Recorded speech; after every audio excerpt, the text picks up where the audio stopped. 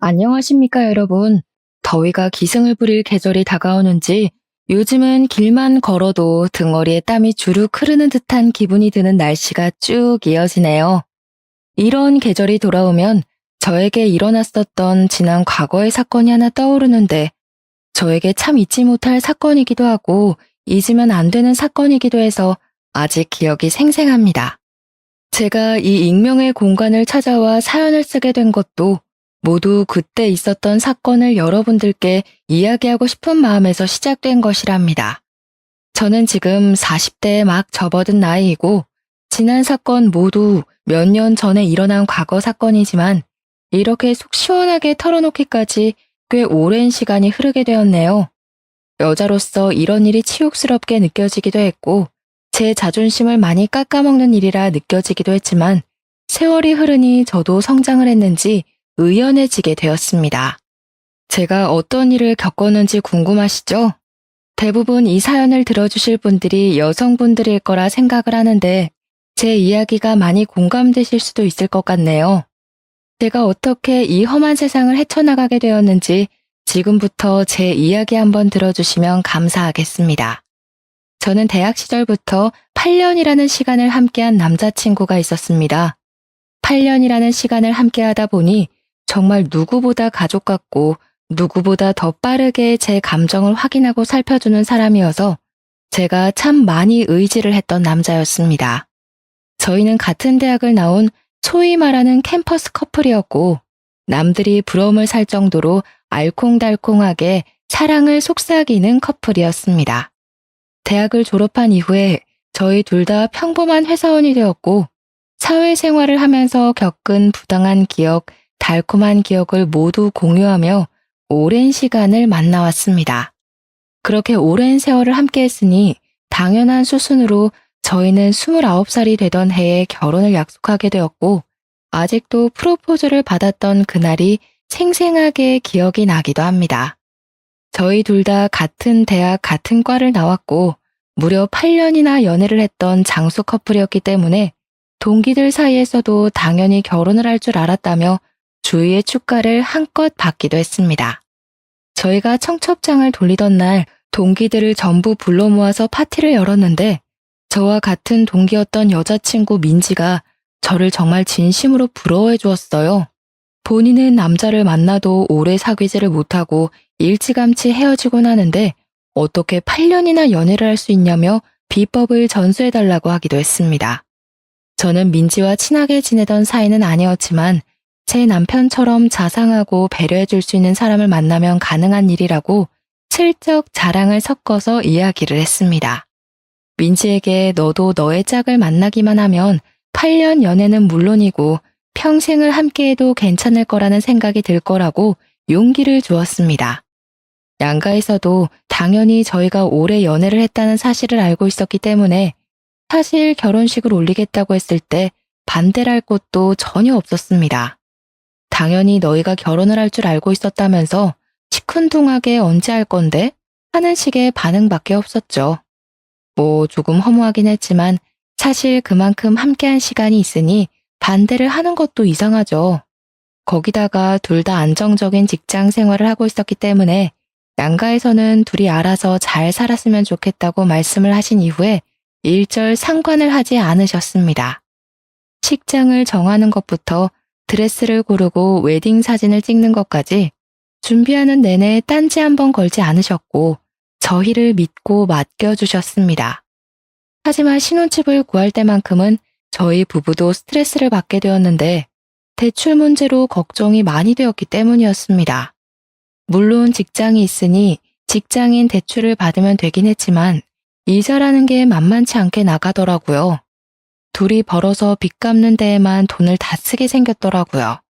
그때 저희 아버지께서 고민을 조금 하시더니 노후 자금 목적으로 구매를 해두신 아파트에서 들어가 살아보라고 양해를 해주셨습니다. 사실 그 집을 선뜻 내어주실 거란 생각은 못했던 터라 마치 로또를 맞은 것 같은 기분이 들었죠. 일단 저와 남편의 신혼집도 해결이 되었으니 행복한 일만 남았구나 생각했습니다. 시작부터 아무 걱정 없이 술술 잘 풀리는 느낌이라 행복했는데 이 행복은 뭐 역시 아주 잠깐이었습니다. 모두의 축복 속에서 결혼식을 올렸고 누구보다 행복하게 살겠다고 다짐을 한 것도 잠시. 1년이라는 시간이 흘렀을 때 저희 부부를 뒤흔드는 사건이 일어났습니다. 그것은 바로 남편이 다니던 회사가 크게 부도가 나게 되면서 남편 회사 직원들이 대거 실직자가 되어버린 사건이 일어났기 때문이었습니다.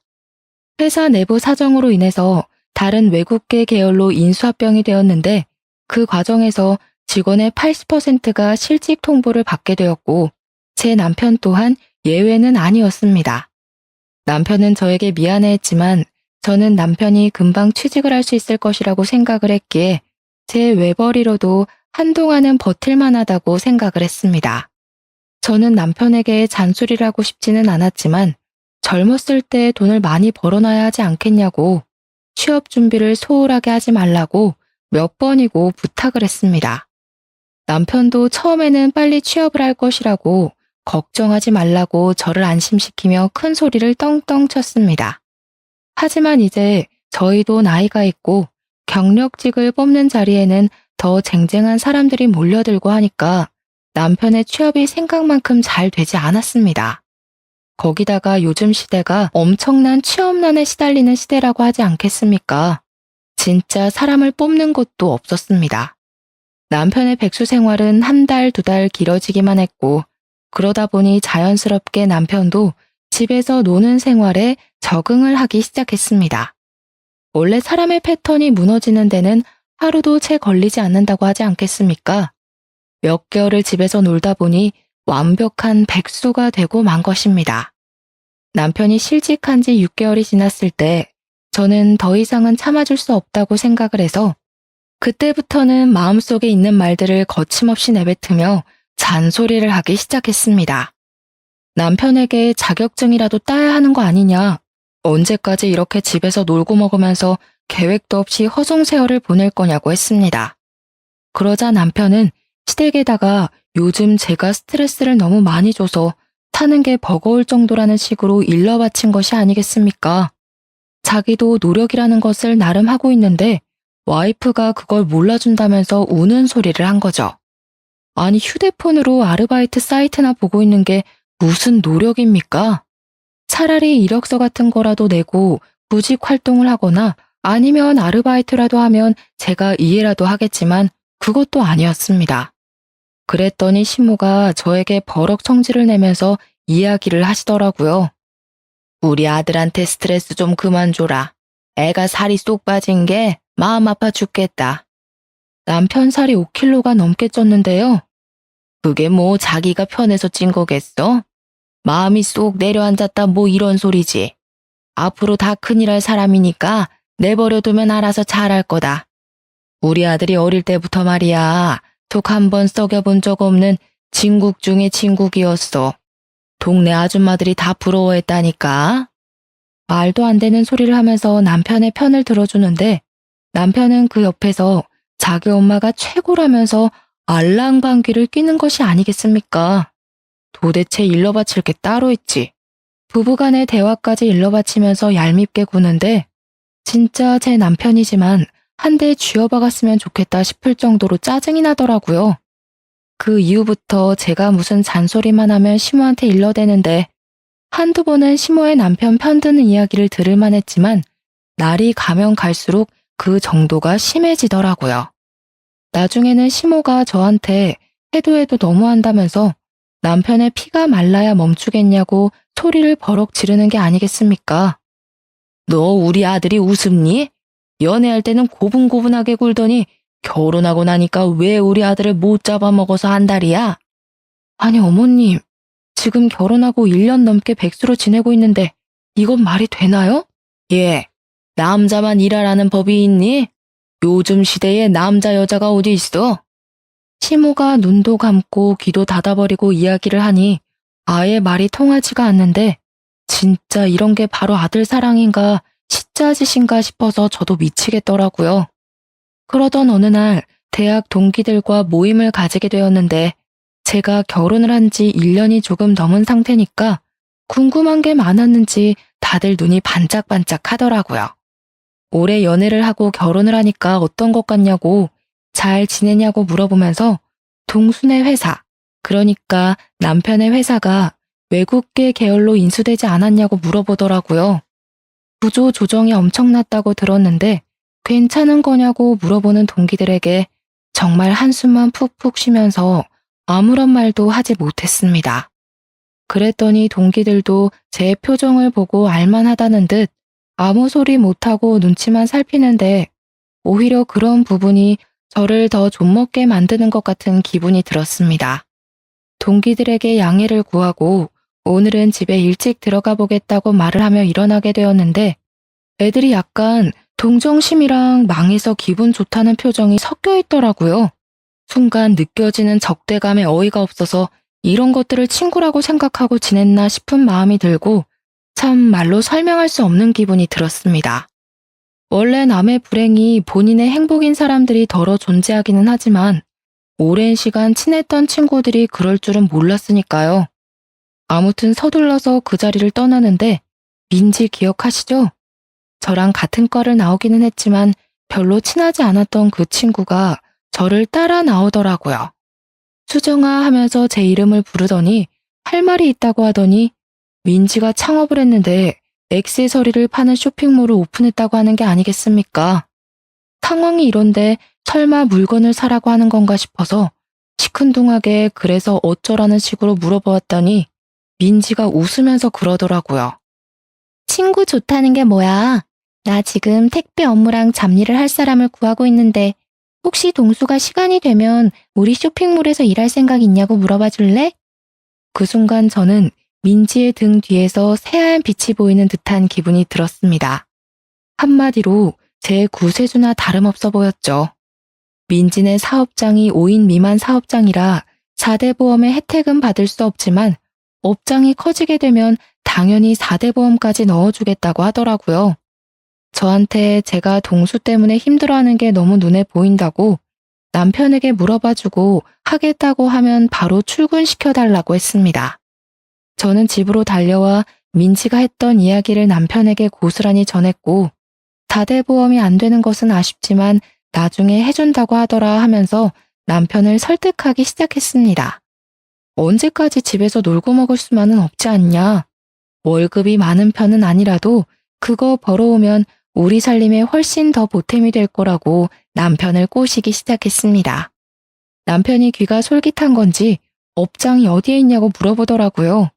저는 민지에게 남편이 궁금해하는 모든 것을 물어봐주고 연결까지 시켜주게 되었습니다. 드디어 남편이 1년 3개월 만에 백수 생활을 청산하고 민지가 운영하는 액세서리 사업장에서 일을 하기 시작했습니다. 남편도 저랑 같은 학교 같은 과이니 민지를 알긴 알았지만 민지랑 친하게 지내던 사이는 아니었습니다. 물론 그건 저도 마찬가지였고요. 대학을 다니던 시절에 민지에게 추문 같은 것이 꽤 많았었는데 애가 여우다 남자를 밝힌다 이런 소문이 퍼다했기 때문이었습니다. 하지만 이제 저희 나이도 30이고 민지가 예쁘장하게 생긴 친구라서 질투심에 그런 소문이 더 붙었을 수도 있다고 생각을 했기에 별 신경을 쓰지 않았습니다. 왜냐면 그 잠깐 동안 민지가 저희 부부에게 보여준 진심이 너무나도 순수했기 때문이었습니다. 남편은 민지의 업장에서 꽤 빠르게 적응을 해 일을 해나가기 시작했고 대충 4개월쯤 흘렀을 때 뜬금없이 저에게 액세서리를 선물로 주는 센스를 보이기도 했습니다. 꽤 비싼 브랜드의 목걸이였는데 남편이 저를 위해 선물을 사왔다는 것도 그렇고 센스 있게 제가 좋아하는 디자인인 것도 그렇고 그냥 너무 예뻤습니다.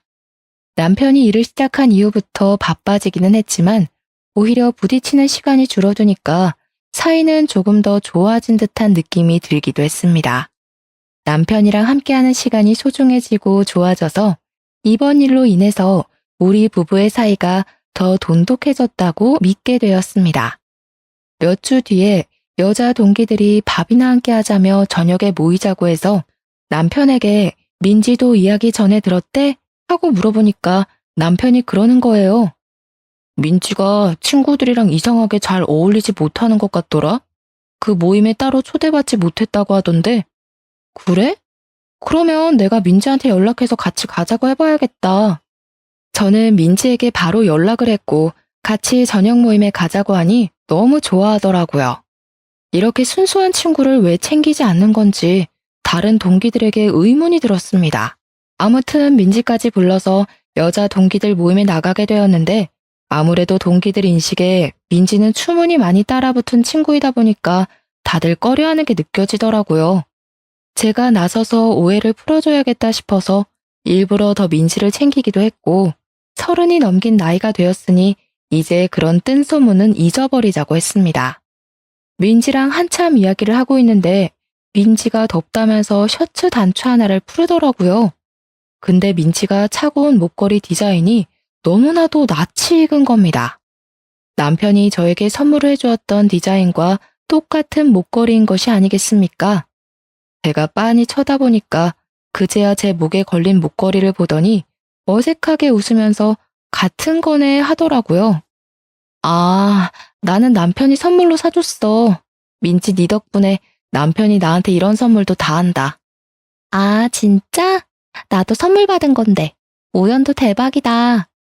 그날 분위기 좋게 잘 즐겼다고 생각하고 미련 없이 친구들과 인사를 하고 집으로 돌아오는데 동기 중에 한 명이 저에게 전화를 해서 받았습니다. 민지, 네가 데리고 나온 거라며? 우리 나이도 30인데 겉도는 동기들 하나하나 챙겨서 같이 놀면 좋지 뭐. 인맥이라는 게 어떻게 쓰이게 될지 모르잖아. 너 민지 소문은 알고 그러는 거야? 난 걔 좀 깨름칙해. 걔 대학 다닐 때도 말 많았잖아. 도대체 우리 나이가 몇 살인데 아직도 그런 걸 신경 쓰니? 수정이 네가 아무것도 모르네. 그거 뜬 소문 아니고 대학 다닐 때 캠퍼스 커플 브레이커로 엄청 유명했잖아. 나이 먹고서는 유부남이랑 불륜하다가 걸린 적도 있다던데. 정확한 사실인지는 알 수 없지만 그런 이야기를 듣고 나니 괜히 민지의 업장에 남편을 소개해 준 것인가 하는 생각이 들면서 찝찝한 마음이 들었습니다. 여자의 촉이라는 게 진짜 대단하지 않습니까? 어쩐지 찝찝한 마음이 든다고 했더니 사건이 여기서부터 제대로 터지기 시작했습니다. 남편이 어느 날부터 계속 얼굴에 어두운 그림자가 드리우는 것이 아니겠습니까? 제가 남편의 수상한 행동에 참지 못하고 무슨 일이냐고 물어보았습니다. 사실 내가 그동안 말을 하지 못한 게 있는데 내가 용돈을 받은 거 모아서 주식 투자를 했는데 그게 진짜 초대박이 난 거야. 그래서 신이 나서 조금씩 돈을 모아서 투자를 했는데 투자금의 몇 배 이상의 돈이 불어나기 시작하는 거지. 그래서 내가 너무 신이 나서 그래서 내가 대출을 받아가지고 크게 투자를 한 번 했는데 그 회사 주식이 갑자기 고꾸라지면서 원금을 다 잃은 것도 모자라 대출 빚을 지고 말았어. 저는 그 말에 너무나도 충격을 받아서 한동안 정신을 차리지 못하고 멍한 상태로 남편의 얼굴을 바라보기만 했습니다.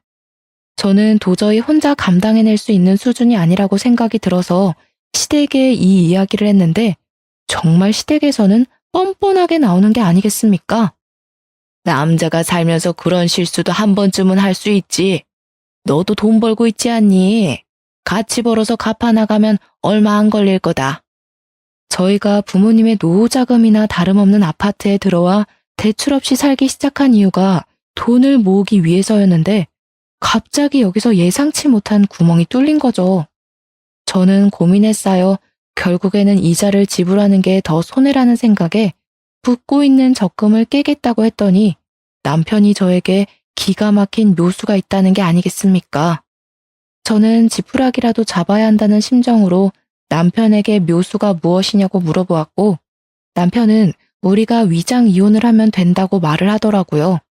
저는 순간 제가 무슨 소리를 들은 건가 싶어서 뭘 하자고 하는 거냐고 다시 한번 되물어봤는데 남편이 위장 이혼이라고 대답을 하더라고요. 내가 주식 투자를 한 사람들끼리 모여있는 톡방에 들어가 있는데 거기서 지금 다들 위장 이혼을 한다고 난리래. 투자 손실 난 것만큼 어쨌든 갚아야 하는데 내 명의로 된 재산이라도 지켜야 하지 않겠나 뭐 이런 의미로 한다더라고. 남편의 말에도 일리가 있다는 생각이 들었습니다. 모든 재산을 제 명의로 돌려놓고 위장 이혼을 하면 남편이 파산 신청을 해도 안전하니까요. 물론 이런 일이 불법이라는 것을 알고는 있지만 정작 제 코가 석자인 마당에 물불 가릴 때가 아니지 않겠습니까? 거기다가 남편이 계속해서 저를 설득해오니 저도 혹하더라고요. 어차피 주소만 시댁으로 바꾸는 거고 같이 사는 거야 문제가 없다고 서류상으로만 이혼을 하자고 하더라고요. 저는 한 달 동안 고민을 하고 남편의 꾸준한 설득 끝에 결국 위장 이혼이란 것을 하게 되었습니다.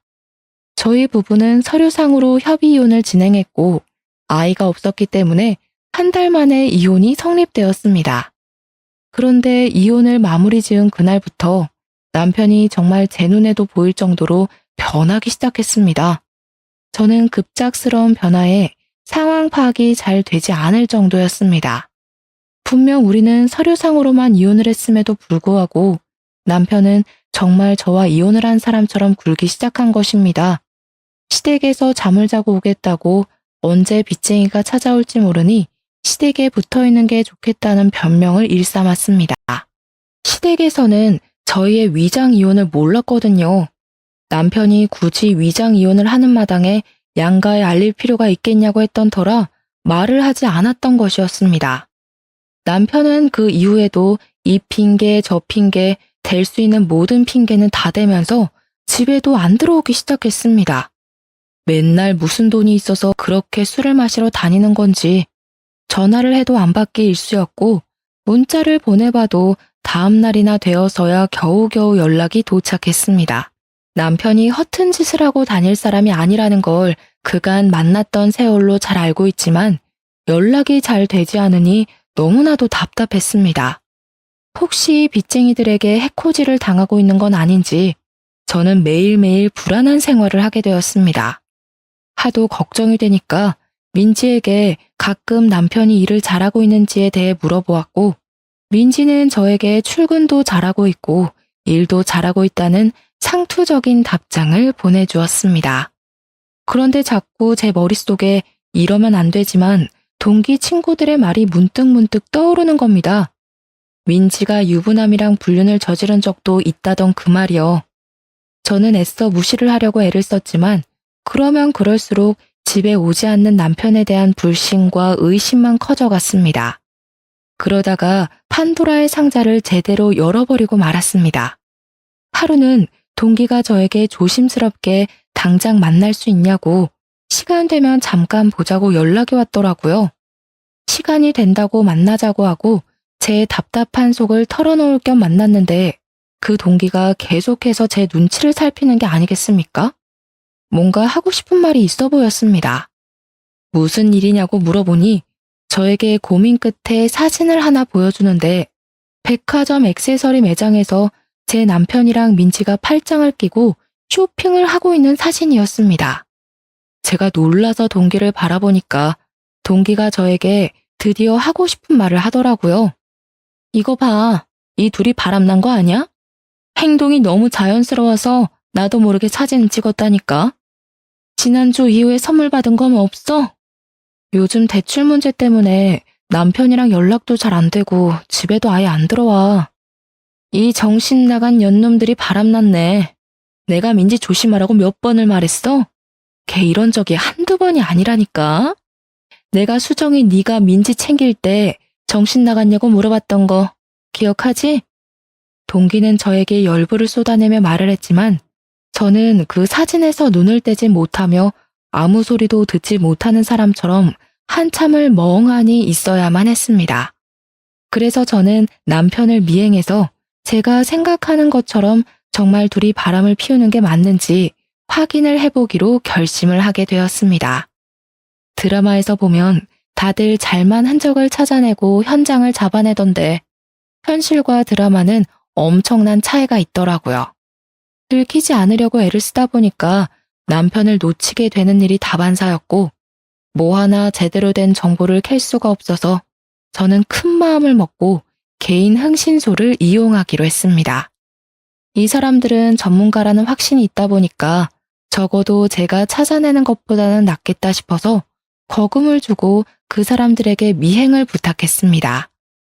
역시 돈이 좋긴 좋은 건지 미행을 시작한 지 3주 만에 건수를 제대로 잡았다면서 연락이 왔더라고요. 흥신소 사람들이 찍어준 사진은 정말 전문가가 찍었다고 말을 해도 손색이 없을 정도로 완벽했습니다. 둘이 같이 밥을 먹고 술 먹고 같은 차를 타고 같은 집에 들어가고 정말 믿을 수 없던 남편의 불륜 현장 사진을 보고 저는 제 손이 부들부들 떨리는 것을 멈추지도 못하고 그렇게 분노에 휩싸이게 되었습니다. 어떻게 위장 이혼이라는 것을 한 지 5개월 만에 이런 일이 일어나게 된 건지 전 정말 이 두 연놈들의 계략에 넘어갔다는 생각 말고 다른 생각은 안 들더라고요. 하지만 제가 이대로 곱게 보내주면 안 되지 않겠습니까? 누구 좋으라고 제가 그런 짓을 하겠습니까? 이렇게 된 거 돈이라도 제대로 뜯어내야겠다는 생각을 하게 되었습니다. 이미 이혼이 마무리된 상태였기 때문에 위자료나 재산 분할 청구 소송을 할 수 없었거든요. 저는 남편에게 아무것도 모르는 척 연락을 하게 되었고 한참 만에 연락이 된 우리 남편은 저에게 퉁명스럽게 무슨 일 때문에 전화를 하냐고 물어보더라고요. 저는 남편에게 부부 사이에 무슨 용건이 있어야지만 연락을 해야 하는 거냐 말하고 싶었지만 큰 그림을 위해 꾹 참고 큰일이라도 난 듯 연기를 하기 시작했습니다. 여보, 어떡해. 우리가 위장 이혼한 거 우리 부모님은 모르시잖아. 우리 엄마가 갑자기 계단에서 굴렀는데 허리를 다쳐서 뼈 수술을 해야 한대. 근데 허리 수술 엄청 비싼 거 알지? 혹시 내가 급하게 쓸 돈 없어서 그런데 당신이 좀 보내줄 수 있어? 내가 돈이 어디 있어. 우리가 빚 때문에 위장 이혼한 거 까먹은 거야? 그러면 시댁이라도 말을 해서 빌려면 안 돼? 아니면 민지한테 가불이라도 해달라고 하면 안 돼? 내가 민지 찾아가서 물어봐야겠다. 남편은 제가 일부러 민지 이야기를 꺼낸 줄도 모르고 무척이나 당황해하는 게 아니겠습니까? 제가 당장이라도 만나러 갈 것처럼 구니까 한참 고민을 하더니 알겠다고 하더라고요. 알겠어. 그러면 내가 한번 마련을 해볼 테니까 조금만 기다려줄 수 있어? 남편은 1시간 동안 돈을 빌리려고 알아보러 다니기라도 한 것인지 1시간 뒤에 저에게 정확하게 얼마가 필요한 거냐고 물어보았고 저는 일부러 큰 액수를 불렀습니다. 냅다 수술비 2천만 원에 입원을 장기간 하고 재활치료도 해야 하는 입장이니 넉넉하게 3천만 원 정도가 있으면 좋을 것 같다고 말을 했습니다. 제가 협의 이혼을 했으니까 위자료를 못 받지 않았겠습니까? 제가 법정 위자료를 찾아보니까 대충 3천만 원 받으면 많이 받은 거라고 하더라고요. 특히 불륜으로 인해 유책 배우자에게 위자료를 받을 경우 그 정도 받을 수 있다고 해서 3천만 원을 부른 것이었습니다. 그랬더니 남편이 2시간 뒤에 제 통장으로 정말 3천만 원이라는 돈을 보낸 게 아니겠습니까? 남편이 순순히 보내주니까 돈을 더 뜯어내도 되겠다는 마음이 들더라고요. 저는 흥신소에서 물어다 준 둘의 불륜 사진을 차곡차곡 정리를 해서 터트릴 준비를 했습니다. 그리고 한 2주일이라는 시간이 더 지난 다음에 남편에게 다시 한번 말을 했습니다.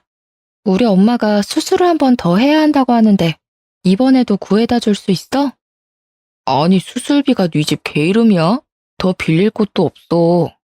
그래? 우리 그럼 그냥 다시 합치자. 그게 무슨 소리야? 나 솔직히 내 이름으로 빚 얻는 거 불안해. 당신이랑 같이 갚는다는 든든한 보호막이라도 있어야 내가 버티면서 살 수 있을 것 같아. 당신도 혼자 대출 빚 가진 거 불안하지 않아? 우리 같이 살면서 둘이 갚자 그냥, 응? 다시 혼인신고하자. 저는 말도 안 되는 소리를 하면서 남편에게 혼인신고를 다시 하자고 졸랐습니다. 하지만 남편이 제 말을 들어줄 리가 없지 않겠습니까? 민지랑 바람을 피우고 있는데 저랑 왜 혼인신고를 하고 싶겠어요? 자기가 다시 알아보고 돈을 빌려오겠다고 하더라고요. 다음날 남편이 저에게 1,500만 원의 돈을 보내왔길래 저는 정신 나간 듯이 웃어젖혔습니다. 이거면 충분하겠지? 한 500만 원 정도는 더 필요할 것 같은데. 야, 너는 모아둔 돈도 하나 없어? 도대체 여태 직장 생활하면서 돈을 다 어디에다가 쓴 거야? 나는 적어도 당신처럼 빚은 안 만들었잖아. 아무튼 500만 원 더 못 구해? 그럼 어떡해. 우리 그냥 다시 합치자니까. 나 불안해. 수술 못해서 우리 엄마 큰일 나면 사이가 와서 돕고 해야 할 거 아니야. 500만 원 더 구해와. 남편은 결국 제 억지 논리를 이기지 못하고 추가로 500만 원을 더 보내왔습니다. 제 통장에 찍힌 5천만 원이라는 돈을 보니까 마음이 엄청나게 든든해지더라고요. 저는 이제 마지막을 장식하기 위해서 모든 걸 다 터뜨리기로 마음을 먹었습니다. 당연히 모든 사람들이 알 수 있을 만큼 크게 쪽팔림을 주면서 불륜 사실을 폭로하고 싶었는데 대학 동기들 몇 명에게 말을 하니 너도 나도 도와주겠다고 하는 게 아니겠습니까? 정말 친한 동기 몇 명끼리 모여서 계획을 짜다가 기가 막힌 것을 알아냈습니다. 동문회 연말 모임이 코앞으로 다가왔다는 사실을 말입니다.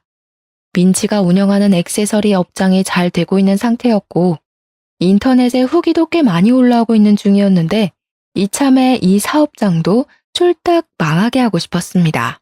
저희들은 연말 모임에서 찌라시처럼 뿌릴 둘의 불륜 사진이랑 그동안 있었던 모든 일들을 정리해서 프린트물을 만들었고 만발의 준비를 해서 동문회 연말 모임에 참석했습니다. 그날 민지는 자랑스러운 동기상을 받기로 되어 있었는데 이게 사업이 잘 된 사람들이 허세를 떨듯 동문회에 기부를 하면 주는 상이거든요. 한마디로 나 돈 잘 번다 하고 자랑하면서 받는 상인데 저희는 민지가 상을 받으러 올라가는 타이밍을 노리기로 했습니다. 동문회 모임에서 따로 떨어져 앉아있긴 했지만 연신 눈빛을 주고받는 남편과 민지를 보면서 저는 피해 복수를 결심했습니다. 드디어 민지가 호명이 되어 상을 받으러 올라갔고 그 순간 저는 단상으로 성큼성큼 올라가 상을 수상하는 민지의 옆에서 프린트물을 뿌려댔습니다. 우리 여자 동기들은 각각 테이블을 돌면서 저 대신에 그 프린트물을 사람들에게 하나하나 전해주기 시작했습니다. 동문회에 온 선배, 후배, 교수님들 모두 할 것 없이 그 불륜 행각이 담긴 사진들을 보게 되었고 사람들은 충격적인 사실에 웅성웅성거리며 민지와 남편을 보더라고요. 아무래도 남편과 민지를 아는 사람들이 꽤 있었고 저랑 8년이란 세월을 연애했다는 것도 대부분 알고 있었던 사람들이니 충격이 컸을 법도 했습니다. 남편과 민지를 이상한 눈으로 바라보는 사람들이 늘어나자 그 둘은 얼굴이 사색이 되어서 발버둥을 치기 시작했습니다.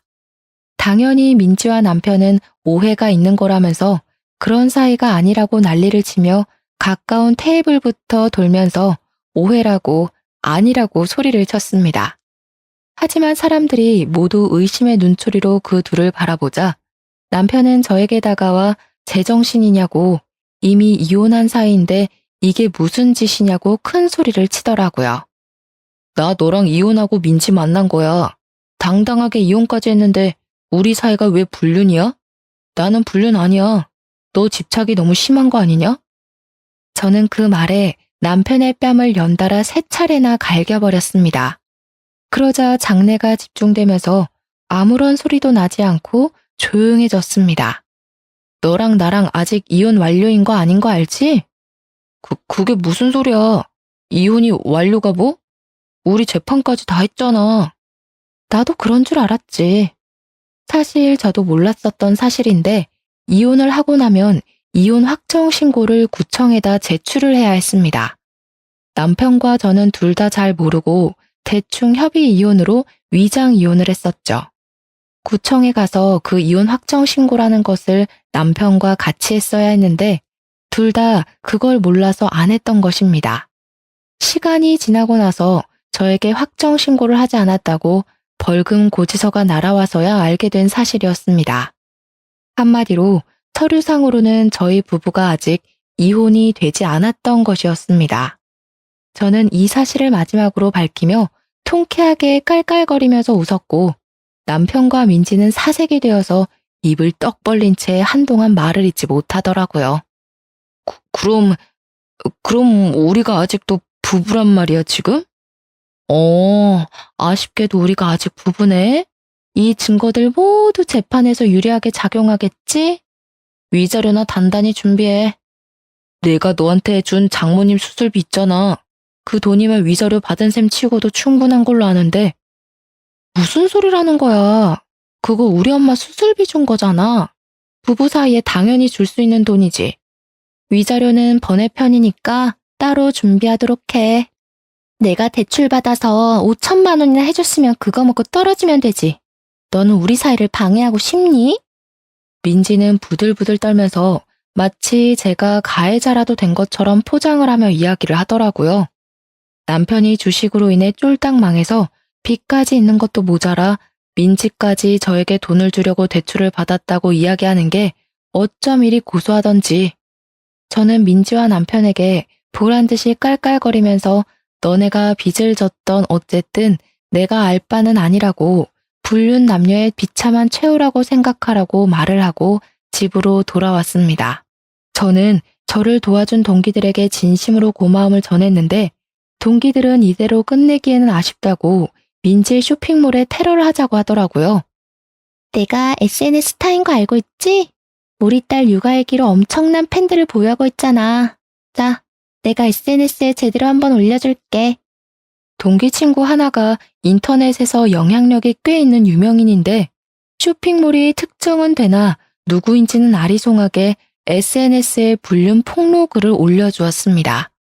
쇼핑몰 사장이랑 직원이랑 불륜 관계인데 그 직원 부인이 자기 절친이라고 글을 올려두니 정말 댓글이 정말 터지게 달리더라고요. 당연히 제 동기의 SNS를 구독하고 있는 사람들이 신상 정보를 하나둘 캐기 시작했고 곧 민지네 쇼핑몰에는 악성 댓글이 달리기 시작했습니다. 구매 후기에도 온통 불륜녀 투성이고 인터넷에 검색하면 자동 완성 기능에 땡땡 액세서리 불륜녀가 뜰 정도로 인터넷에서 화제가 되었습니다. 동문회 그 사건이 있었던 이후 딱 3개월이 지나서 민지네 쇼핑몰은 완전히 망해버리고 말았습니다. 저는 남편과 제대로 이혼을 다시 한번 하기 위해 이혼 소송을 걸게 되었고 위자료까지 받아내겠다는 일념으로 3천만 원을 청구했습니다. 남편이 이미 투자 실패로 인한 빚이 있고 민지도 저에게 5천만 원을 주느라 빚이 생긴 마당에 위자료 3천만 원까지 청구를 하니 시댁은 난리가 났습니다. 너네가 벌써 10수년을 함께한 사이인데 한 번만 눈 딱 감고 용서를 해줄 수는 없겠니? 우리 집안의 며느리는 너 하나뿐이다. 그동안 계속 저를 은근히 구박해온 시모가 깨갱하고 숙이면서 이야기를 하는데 고소한 마음이 들면서도 어이가 없더라고요. 저는 저 인간이랑 다시 합치고 뭐고 할 생각 전혀 없거든요. 돈이나 마련해 두세요. 민지와 남편도 저를 찾아와서 무릎을 꿇고 정말 사정사정을 했습니다. 사업장이 망한 데다가 갚아야 할 부자재 거래 대금도 있고 빚도 생겼다고 하면서 자기들이 사죄를 하겠다고 한 번만 용서를 해달라고 손이 발이 되게 빌었습니다. 저는 이참에 마지막 장식을 해야겠다는 아이디어가 떠올랐고 그들에게 물어보았습니다. 그럼 내가 너네 둘 헤어지라고 하면 헤어질 거야? 그러면 너네 둘이 서로 뺨 때리고 싸워봐. 그거 보고 내가 속이 풀리면 위자료 청구는 취소할게. 민지는 누나를 굴리면서 제 눈치를 보는데 그 말이 끝나기 무섭게 남편이 민지의 뺨을 확 치는 것이 아니겠습니까? 민지는 뺨을 얻어맞고는 지금 자기를 때린 거냐면서 남편의 머리채를 잡고 쥐어 흔들기 시작했습니다. 갑자기 둘이 치고받고 싸우면서 물어뜯는데 그걸 보고도 저는 별 감흥이 생기지 않더라고요. 통쾌하기는 했지만요. 도대체 얼마나 세기말 사랑인가 궁금했는데 고작 그런 걸로 서로 뺨 때리고 머리 쥐어뜯고 싸우는 꼴이 우습기만 했습니다. 제가 그 자리를 박차고 일어나 나오는데 갑자기 둘 다 거짓골을 하고 따라와서는 자기들이 이렇게까지 했으니 3천만 원 청구한 거는 물러주냐고 하더라고요. 내가 왜 그래야 하는데? 너네 둘이 싸우든 말든 헤어지든 말든 지지고 볶던 관심 없어. 나는 그냥 내가 받아야 할 돈 받는 거야. 너한테는 혼인 파탄 책임 위자료, 너한테는 상간녀 위자료. 그러고는 침 한 번 시원하게 그들의 발 앞에 뱉어주고 당당하게 뒤돌아 나왔습니다. 그 이후요? 당연히 제가 이혼 소송에서 승소를 했고요. 위자료 또한 1천만 원을 받게 되었습니다. 조금 아쉽긴 하지만 법원이 호락호락하진 않더라고요. 그래도 1천만 원이라는 위자료를 각각에게서 챙기게 되었으니 총 7천만 원이라는 돈을 그 둘에게서 뽑아낸 격이었습니다. 신혼집은 부모님 명의였기에 남편의 짐은 다시댁으로 보내버렸고 저는 다시 친정으로 돌아와 직장 생활 열심히 하고 있는 중입니다. 남편과 민지는 둘이 서로 뺨 때리고 싸운 이후에 감정의 골이 깊어진 건지 뭔지 헤어졌다는 소문이 귀에 들려오더라고요. 남편은 폐인이 다 되어서는 저에게 울면서 한두 번 전화가 오긴 했었는데 제가 미쳤다고 그런 전화를 받아주겠습니까? 차단했습니다. 저는 솔직히 속도 많이 상하기도 했고 우울함이 찾아오기도 했었습니다. 그런 찌질이를 10년이 넘는 시간 동안 내 사람이다 하고 지낸 게 억울해서요. 이 마음을 훌훌 털기 위해서 저는 마음치료소에서 상담을 받기도 하고 새로운 취미를 하나 가져보라고 해서 테니스까지 시작을 했습니다. 몸을 안 쓰다가 쓰려고 하니까 삐걱거리기도 하고 멍도 들고 힘이 들긴 한데 운동하면 막 아드레날린이 샘솟는 기분이더라고요. 우리 부모님께서도 저에게 고생 많았다고 잘 대처한 거라고 해주셔서 지금은 진짜 마음 다 털고 행복한 생각만 하면서 살고 있습니다. 몇 년이 지난 지금 저는 여전히 대학 동기들과 잘 지내고 있고 남편이랑 민지는 얼굴도 들이밀지 못하고 쥐 죽은 듯이 산다고 하더라고요. 일에서 남의 마음에 상처를 주고 뒤통수를 치면 안 된다는 걸 다시 한번 깨달았습니다. 결국 자기들에게 부메랑이 되어서 돌아오지 않겠습니까? 앞으로는 다들 저처럼 당하지 마시고 부디 정신 똑바로 차리고 세상을 살아가셨으면 좋겠습니다. 그리고 만약 이런 뒤통수를 맞았더라도 꼭 의연하게 대처하시길 바라면서 저의 글은 여기서 줄이도록 하겠습니다. 감사합니다.